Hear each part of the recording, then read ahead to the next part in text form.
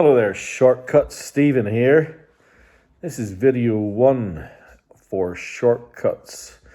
The Wednesday night list will be Wednesday, August 2nd. This is the jazz, soul, and funk list. Specifically jazz tonight.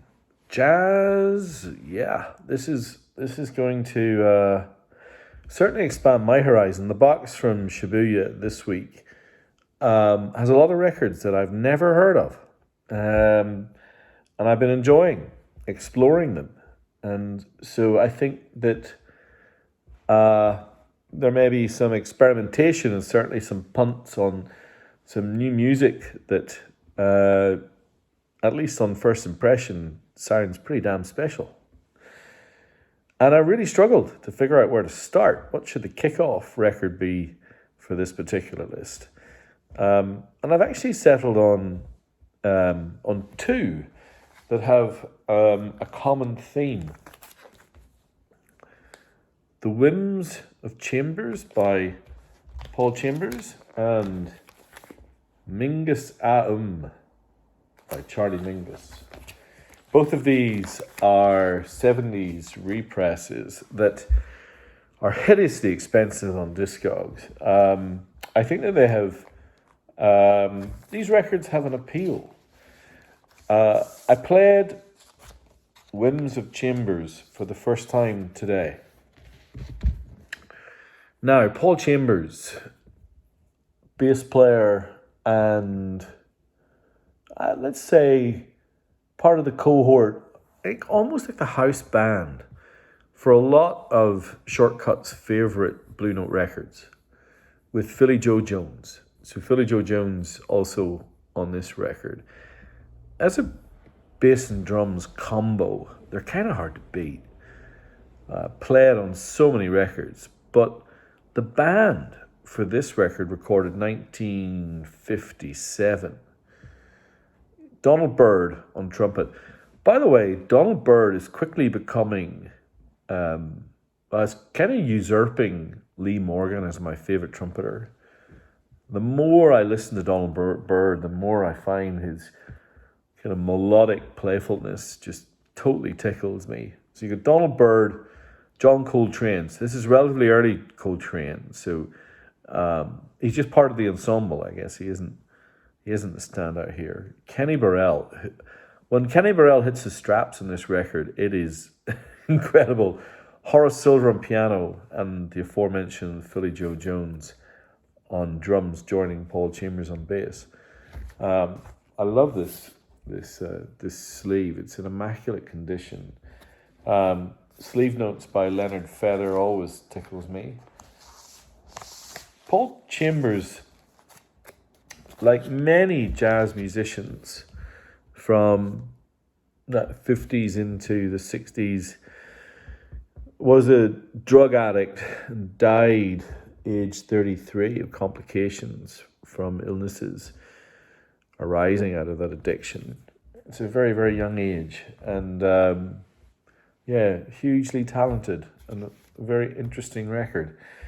Now, Mingus Aum, he's probably got a higher profile. It's got some classic Mingus songs, Goodbye Pork Pie Hat, Open Letter to Duke, etc. I don't know. I really like it. I've got a copy of that record already. Otherwise, I'd keep it. I think I prefer it slightly to the Paul Chambers. It's a little bit later recording. The compositions are all pretty much, pieces written by Mingus, who was more than just a double bassist. So, of course, the link between Paul Chambers and Charlie Mingus, upright bass players. But, Mingus played piano, cello, all sorts, legitimately a genius. But they're both really fun and interesting and accessible and enjoyable jazz for someone like me who comes from a rock and roll background. So that's pretty cool. Now, I'm going to transition into something very different. So this was an atypical entrance to the box this week. It's still in the shrink wrap, albeit a pretty slim sleeve, as you can see. And that is not a particularly revealing image, because this is the US first press of one of the greatest soul records in the history of soul music. That is a US first press of Baduizm by Erykah Badu. Erykah Badu, and it's in fantastic condition, came out of nowhere. Won the Grammy for R&B. I want to say it was 91. Almost immediately hailed by the critics as a soul classic, and sold squazillion copies, all on CD, cassette. But that's a beautiful thing, and that is super rare, and was very unexpected. And when I pulled it out, I was like, "What is this?"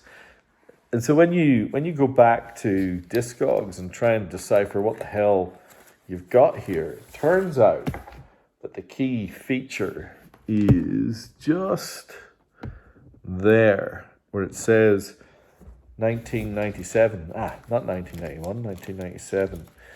All subsequent releases updated that year, but 1997 was the first press. Comments on the blogs are very positive. It cuts out a lot of the skits and kind of, I guess, superfluous stuff from the CD. That CD age where you got 72 minutes, let's fill it with 72 minutes, and a lot of that 72 minutes is rubbish.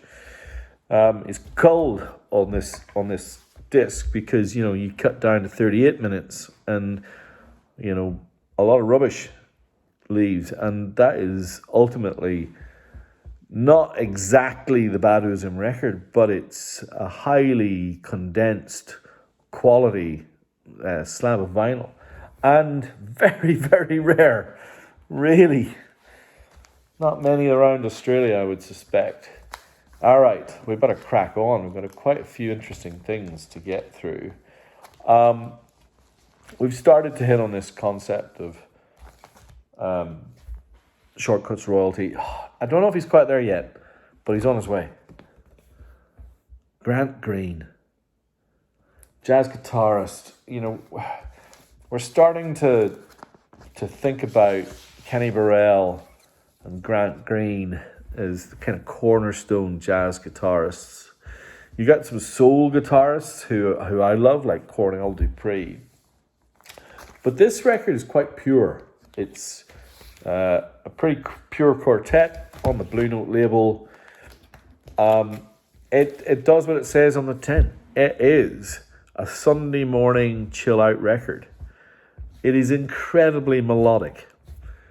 His style evolved, in his earlier incarnations when he was playing with the likes of Ike Quebec. He would bend the strings more, and you would really hear him attack what he wanted to play. But as he got a little bit older and kind of released a number of solo records, you can hear him mellowing out. And the Grant Green Blue Note records from Japan are incredibly sought after because the soundstage is just magnificent. You can hear, oh, he's there. Actually, move him 2 meters that way. Oh, no, that's where the piano is. It's really something.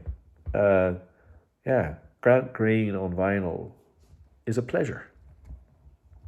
Now, we've had double bass. We just had guitar. I think it's time that we looked at the other part of the rhythm section, the drums. And I've got 2 records here that are specifically by drummers and on different labels, but with similar intent. One a little bit earlier than the actually, that's not true. And now I'm thinking they're pretty much contemporaries of each other. This is the Drum Suite by Art Blakey and the Jazz Messengers. Art Blakey even, unquestionably Shortcuts royalty, because Art Blakey's Moanin' is up there with some classics from MJ and Otis Redding as probably the most probably acquired records in the history of Shortcuts. But the Art Blakey Drum Suite is really fascinating. Obviously, he's legendary and incredibly skilled drummer. But what I love about the sleeve notes and the kind of, I guess, the mythology that's grown up around this record is that the opening side is effectively a suite, and Art Blakey and the band just went in and played it first take, and they just nailed it. They just kept it. All right, you're done, and it's just an amazing thing. Although the second side, Nika's Tempo, Dee's Dilemma, and Just for Marty, is my personal favorite. But I love this record. So you've got the drum suite, and then whoa, look at this. I think this is maybe even better. Percussion Bittersweet, a very early Impulse release by Max Roach. Now, why do I slightly prefer this? I have a VMP, Find Me Please pressing of this record. They did this way early on in their journey. It features Abbey Lincoln and Eric Dolphy and a number of other really musicians of real renown. The sleeve notes on this hard cardboard sleeve note are really tremendous. It's more energetic, more clearly a drum and rhythm record. It's the only Max Roach record I own, and it's bloody brilliant. I swear it is so good. Man, I gotta keep going because we got so many interesting records. Herbie Hancock, Speak Like a Child. I had never heard this record until this week. And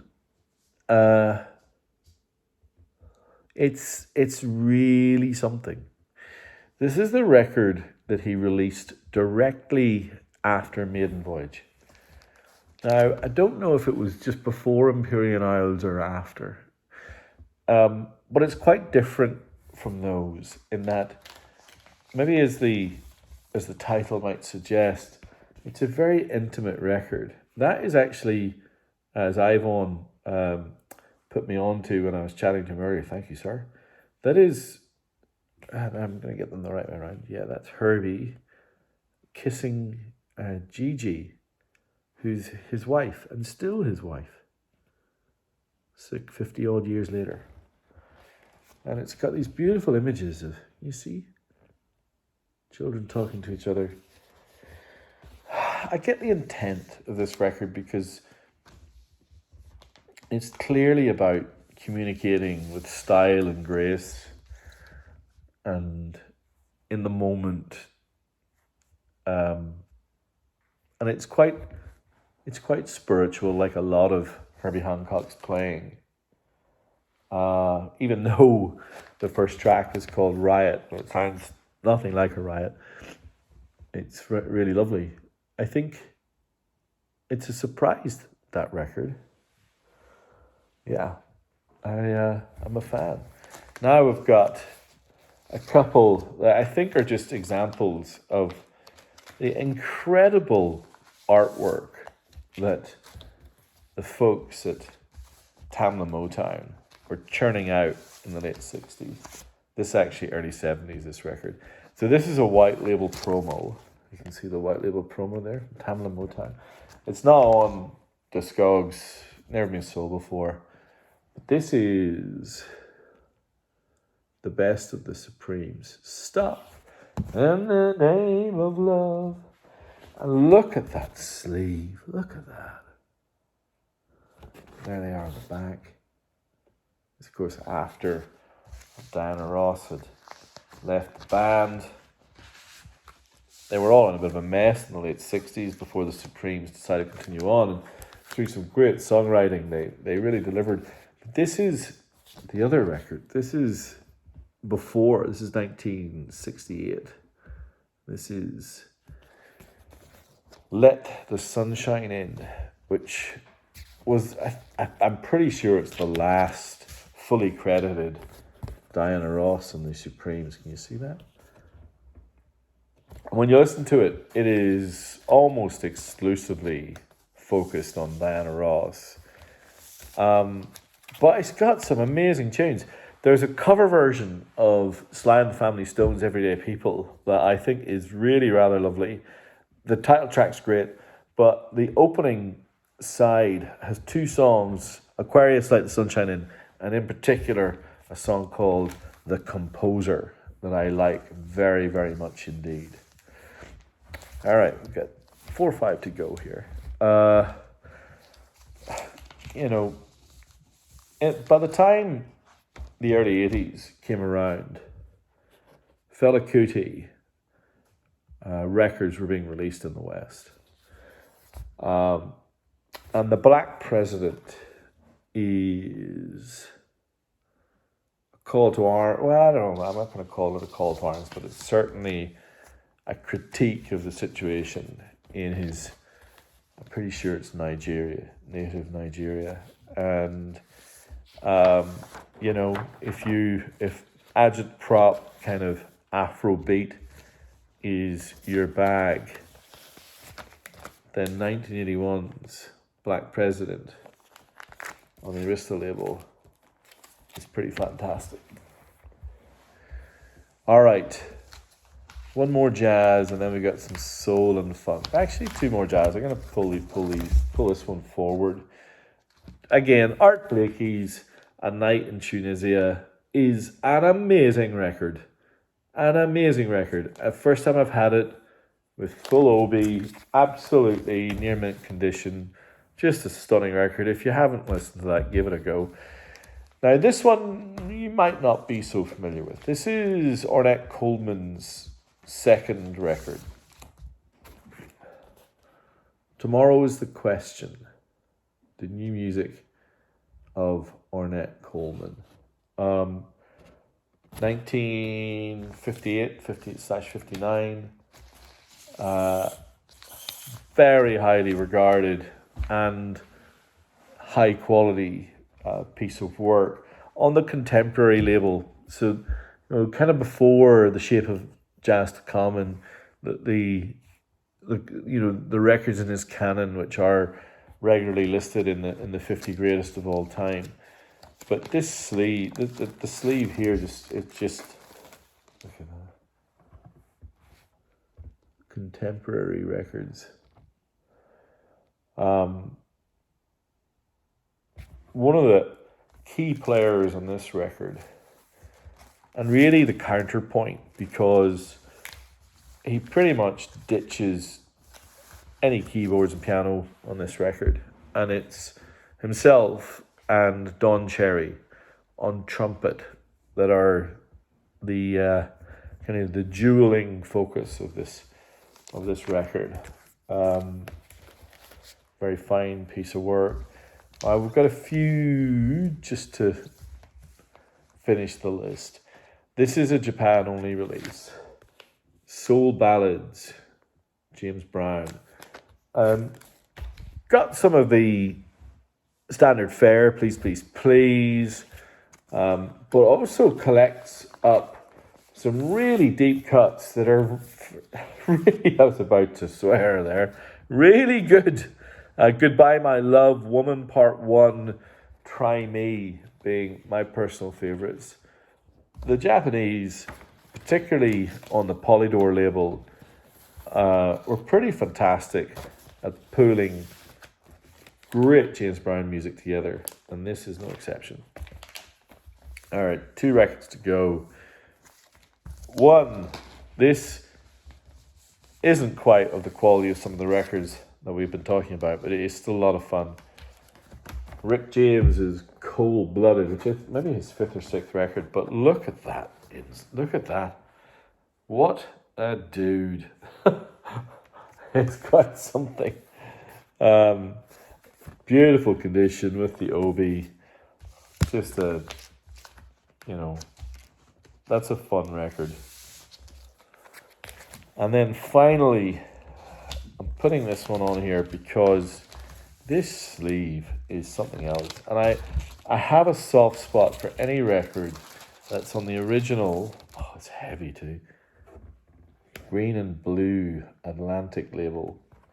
This is another Japan only release, but one that's of stonking quality.